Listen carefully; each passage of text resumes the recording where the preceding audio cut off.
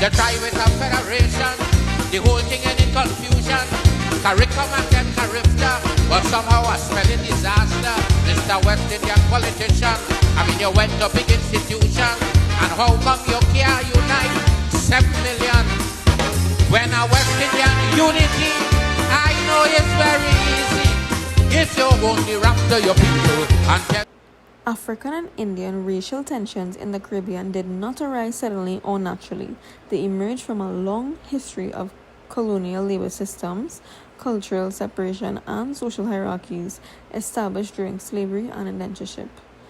The plantation economy created what Beckford Borrow and Reddock 2001 describe as a rigidly stratified social order in which race determines one economic role and social status. 15.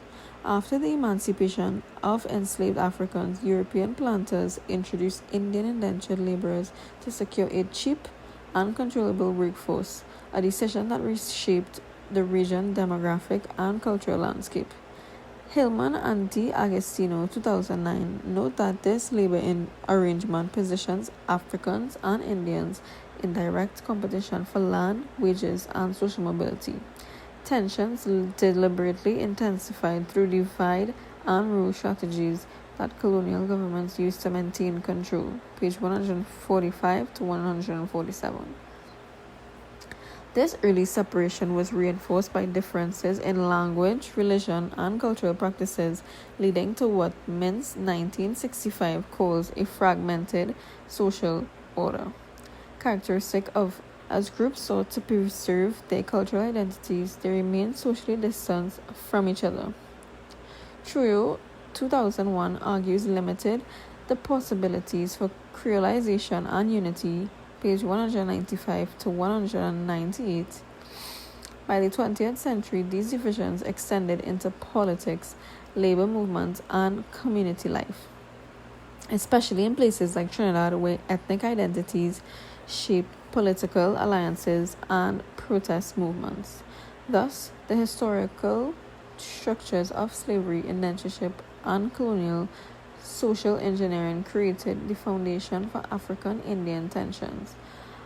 All of these tensions persisted because the social, economic, and political systems that reinforced ethnic boundaries continued long after colonial rule ended. Historical roots of African-Indian tensions. The roots of African and Indian tensions in the Caribbean stretch back to the 19th century when emancipation transformed the economic and politic landscape of colonies such as Trinidad. After formerly enslaved Africans secured their freedom in 1838, many moved towards establishing independent villages and small farms, seeking autonomy from the plantation economy. Hillman and D. Agostino 2009 note that this withdrawal created what planters perceived as a labor crisis, threatening the stability of the plantation system. Page 38 to 45. In response, plantation elites turned to India as their solution. Between 1838 and 1917, they imported tens of thousands of indentured laborers, creating a new racialized labor force designed to keep wages low and preserve planter dominance. This decision aligns with dependency and plantation theory, which argues that colonial economies intentionally structured labor divisions to maintain economic control and prevent unity among workers. So we're here with Stefan, and today we'll be asking him some questions about the Indian and African racial tensions in the Caribbean. So the first question is, how aware are you of the historical or current tensions between Indian and African communities in the Caribbean? well, to say, I just literally pay attention to social media, and like around election time, you see a lot of things that outside the source, like a lot of racial tension between like party division, like you will see Africans supporting PNM and Indians supporting UNC, and you will have like a type of racial tension between them on like social media, like Facebook, Instagram, etc., etc. So I mean, I'm aware of the issue. It's not like a blind issue. Okay, nice. Have you ever personally witnessed or experienced racial tensions between the groups? If yes, can you describe the situation? I experienced it firsthand. I used to work like in a school before, and literally like the school was, how to say, it was a predominant East Indian. It was teachers like in the school. It was like, I wouldn't call the school name, but how to say, when we went across there, everybody were having their views on politics, and they asked me that, oh, if I does support PNM, I look like a PNM supporter. And I was like, I support PNM because I'm black. That is like how to say a stereotype. Yeah. So in a type of way, I kind of felt offended. But I mean, you know how to say. And any like personal interactions, like you with your family, or like Nah, a never. loved one or something like that? Well, how to say? I go have people in traditional families like who die at PNM because based on the voting based on their family tradition, like their family who have like votes for PNM and somebody else go vote for PNM, like the uncle, father, sister, and so by association and by socialization and culture, people traditional norms and values are passed on through the act of like how to say the structure of family. Okay. Economic competition. The economic competition emerged early and remained a central source of tension between Africans and Indians in the Caribbean. Both often worked in the same low-wage sectors, but their labor conditions were deliberately structured to keep them divided. Plantation owners portrayed Africans as unreliable and unwilling to submit to estate discipline after emancipation, while Indians were depicted as a more compliant and therefore better suited for agricultural labor. Beckford, Borough, and Reddock 2001 argued that this strategy was essential to the plantation mode of production, where labor groups were intentionally manipulated to maintain planter control and suppress collective resistance. This dynamic also reflects the Marxist idea of divide and rule, where the ruling class deepens divisions among workers in order to strengthen its own economic power. By the mid-20th century, these patterns had not disappeared. Hillman and D'Agostino, 2009, showed that the structural inequalities created during slavery and indentureship continued to shape economic life well into the post-colonial period. During the 1970 Black Power movement, reports highlighted that poverty and unemployment were organized along racial lines. People of European origin enjoyed a 95% employment rate, while Africans and Indians were disproportionately represented among the unemployed and underpaid. Income figures were similarly unequal. Those of European extraction earn an average of $500 per month, whereas Afro-Trinidadians earn $104, and those of the East Indian origin $77, revealing how deep the colonial economic hierarchy remained. These disparities reinforced long-standing stereotypes about each group's socio-economic place. Africans were more likely to enter urban trade, public service, or skilled wage labor, while many Indians remained tied to agricultural work or small farming. Mins 1965 points out that such divisions reflect a Caribbean's historically fragmented social order, where racial groups were pushed into different economic niches by the plantation system rather than by cultural choice. I think that for me at least, it probably starts from the home. I know it goes back to colonialism and all of those things, but in the contemporary Caribbean society, we can bring up the home life. For me, I had an uncle, and he has a mom. She didn't show up to his wedding, so I've seen that in my home life, those tensions between African and Indian. Indians were viewed as, they had to have a sort of pure culture and almost like what is that thing? The white purity sort of thing? Yeah. You ever heard about that? There's a way that they have to be, and that came from the massa and their view of how they should be. And then, with Africans, their bodies are sexualized, and then Christianity and all those things. Mm-hmm. So I feel like for her, she was conditioned to be like that. I really think that. And it does stem back to the past. I really think it was what she... Plantation theory, best associated with Lloyd Bess and Kerry Levitt, argues that Caribbean societies were shaped and are still shaped by the legacy of the plantation system. The plantation was not just a farm, it was an entire social, economic, and political system designed for European benefit. The plantation created a pattern of dependency, inequality, and external control that still affects Caribbean society today. Dependency theory by Andrew Gardner Frank argues that poor countries are underdeveloped and are not by accident. This is because they are kept underdeveloped by the rich countries. Underdevelopment is not just caused by internal failures, it is a result of historical and economic exploitation by powerful global actors.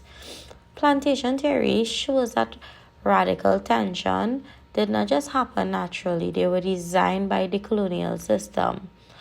So this could explain the African and Indian tension in the Caribbean because plantation owners deliberately kept Africans and Indians separated to prevent unity and revolt. Africans were emancipated in 1838 and Indians were brought in as indentured laborers afterwards. This created the idea that Indians were brought to replace African resentment. From the same place, that make the same trip, on the same ship. And so we must put one common intention for a better life in the region, for we women and we children. That must be the ambition of the Caribbean man, the Caribbean man, the Caribbean. Post-colonial theory argues that many of racial and political divisions seen in the Caribbean societies today are not accidental. Now, why is that? They are the direct legacy of colonial rule. So, under colonialism, European powers deliberately structured societies in ways that kept groups separated and unequal. So, race became a major tool of social control.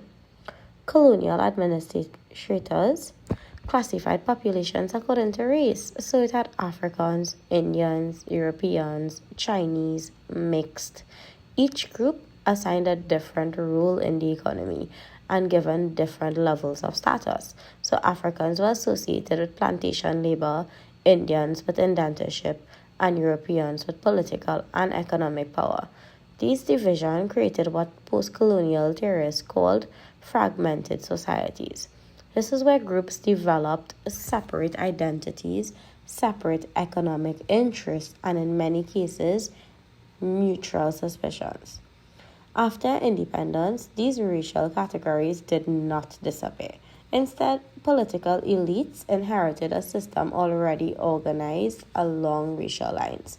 So as a result, race became one of the most powerful organizing principles for political competition. Political parties often form around the majority ethnic groups, and election become symbolic contests for racial dominance rather than simple expression of policy preferences. Post-colonial theory, therefore, helps explain why racialized politics is so persistent in places like Trinidad and Tobago and Guyana. It shows that racial competition is not simple, is not a matter of personal prejudice. It's rooted in structural inequalities, historical mistrust, and the colonial strategy of dividing subjects' populations to maintain control. Even today, political actors can mobilize these historic divisions during election, reinforcing the same patterns of fragmentation created centuries ago.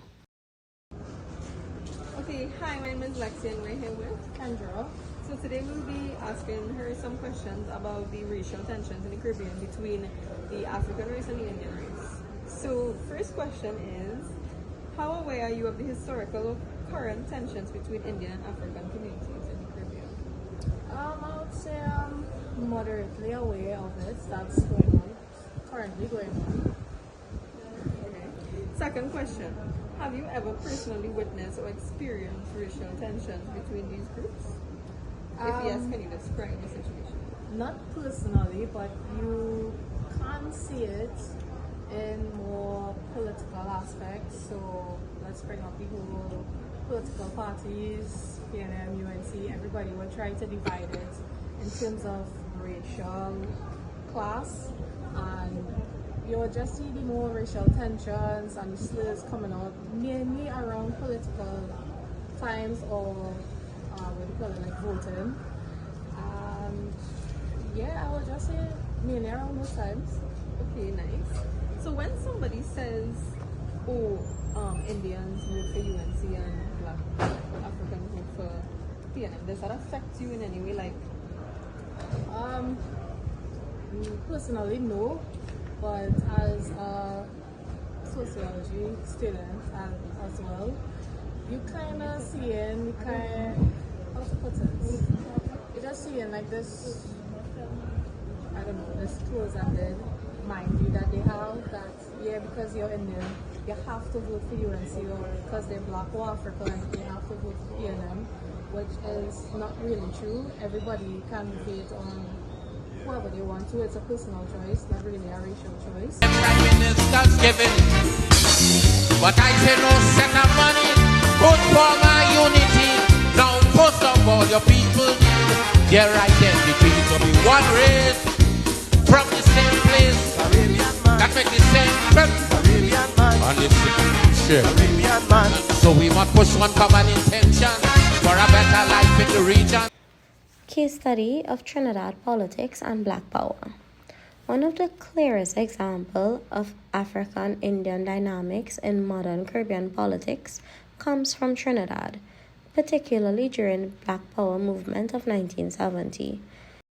On April 6, 1970, a protester named Basil Davis' life was taken away by the hands of the police. His demise led to the Black Power movement gaining significant momentum. In the early 1970s, the National Joint Action Committee, led by Macandal Daga, organized protests against racial and economic injustice. Foreign companies, particularly in oil and sugar, controlled much of the economy at this time, while locals struggled with unemployment and poor wages. The civil rights movement in the US and similar uprisings in the Caribbean inspired the youths and activists in Trinidad and Tobago. On April 18th, the sugar workers had gone on strike, with there being talks of a nationwide general strike. In response to this, Eric Williams proclaimed a state of emergency on the 21st of April and arrested 15 Black Power leaders. Responding in turn, a portion of the Trinidad's Defense Force, led by Rafiq Shah and Rex LaSalle, rebelled and took hostages at the army barracks. Through the actions of the Coast Guard, led by Commander David Bloom, and negotiations between the government and the rebels, the mutiny was contained and the mutineers surrendered on the 25th of April. After the fact, Eric Williams made 3 additional speeches in which he sought to identify himself with the aims of the Black Power movement. He reshuffled his cabinet and removed 3 ministers, including 2 white members and 3 senators. As a result of the protests, more black citizens gained access to higher positions in business and government. The government moved to nationalizing key industries, reducing foreign economic control, and there was a stronger embrace of African identity and culture in Trinidad and Nicholas Tobago. 1971 explains that while the movement aimed to challenge colonial structures and unite oppressed communities, East Indians were largely absent from active participation. It was partly because Black Power leaders equated Black mainly with Africans, creating a sense of cultural and political distance for many Indian Trinidadians. Fewer than 1% of marchers at key demonstrations were Indians, and only a small number were detained during the state of emergency. This highlights how racial identity categories, even in anti-colonial movements, could unintentionally exclude groups. Historical differences in labor, settlement patterns, and family structure also play a role. Many Indians live in rural areas or remain tied to agriculture, while Afro-Trinidadians dominated urban spaces and wage labor. Nicholas notes that the movement organizers did not have time or strategy to fully engage Indian communities, which limited participation and solidarity. From a sociological perspective, this aligns with Weber's concept of status group. Black became a political cultural category linked to African identity, which inadvertently excluded Indians, who occupied a distant social position. At the same time, a decolonial perspective helps us to understand that these divisions were not natural, but they were rooted in colonial labor systems and identity hierarchies. Despite these challenges, there is symbolic attempt at unity. For instance, the Long March to Caroni was meant to demonstrate solidarity between the Afro and Indo-Trinidadians. Nicholas sees these moments as possibilities for alliance, even if deeper cultural and political work was still needed to build lasting Afro-Indian cooperations. To summarize, the Black Power movement in Trinidad showed that historical tension between Africans and Indians continue to shape political participation, but also shared struggles offered opportunities for unity. If the structural and cultural barriers could be addressed. The try with a federation, the whole thing ended confusion. Curriculum and character, but somehow a smelling disaster. Mr. West Indian politician, I mean you went to big institution, and how come you can't unite 7 million? When a West Indian unity, I know it's very easy. If you only rapture your people and tell them like me, there is one race from the same place that take the same trip on the same ship. And so we must put one common intention for a better life in the region, for we women and we children. That must be the ambition of the Caribbean man, the Caribbean man.